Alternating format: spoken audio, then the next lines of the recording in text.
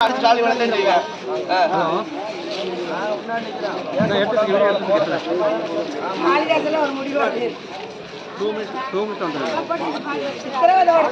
கோயில் பஞ்சாமிரத குடோன்ல இருந்து 67 கேன்ல பஞ்சாமிரதம் எங்க வெளியே போகுதுன்னு தெரியல. லாக் பண்ணிட்டோம். இப்ப பஞ்சாமிரதம் தப்பால தரமானதா செஞ்சு விற்பனை பண்றதா சொல்றேன். குடோன்ல வந்து தினமும் 3 லாரி 3 நாளா போயிருக்கு. எங்க போகுதுன்னு தெரியல. இன்னைக்கு அந்த லாரி தேவஸ்தான லாரியில இந்த 67 பஞ்சாமிரதம் அண்ணா பீஸ்ல எங்க போகுது? இது காலாவதியானதா நல்லதா? அது தெரியும். அது அதிகாரியை கேட்கணும்.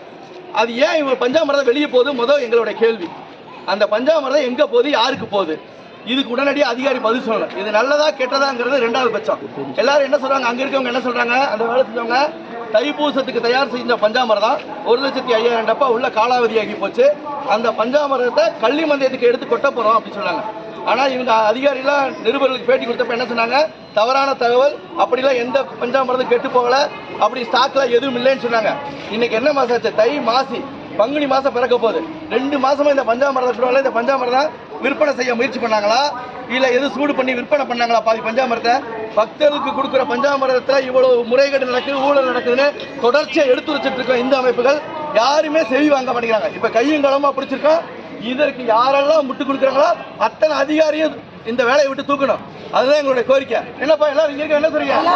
இதுக்கு காரணமான அத்தனை அதிகாரியும் உடனே இந்து சமய அறத்தில் எந்த ஒரு இது இல்லாம தூக்கணும். அது வரைக்கும் நாங்க இங்க இருந்து நகர மாட்டோம். இதுக்கு யாரெல்லாம் பொறுப்பெடுக்க அத்தனை அதிகாரி தூக்கணும். ஏசி டிசி எல்லாத்தையும் வெளியேற்றணும் இதுல இருந்து. ஆமா, இது வந்து பக்தர்களுக்கு கொடுக்குற பஞ்சாமிரத்தை இப்படித்தான் கொடுப்பாங்களா? லட்சக்கணக்கான பக்தர்கள் வரக்கூடிய ஸ்தலம், புனித ஸ்தலம், கோடான கோடி வருமானம் வரக்கூடிய ஸ்தலத்துல இப்படிதான் நடக்குமா? உறுதியா அதுக்கு தக்க நடவடிக்கை இந்து சமய அறத்துறை இது தக்க நடவடிக்கை எடுக்கணும்னு கேட்டுக்கிறேன்.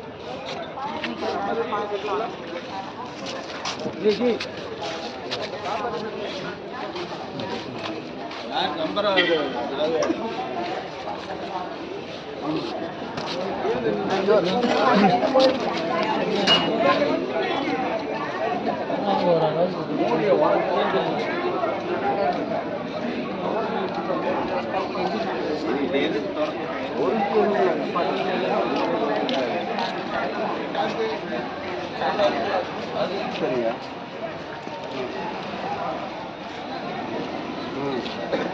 ஆமாங்க. ஏன் இந்த கேட் செக்யூரிட்டி நீ இல்லையா இந்த டாப்ல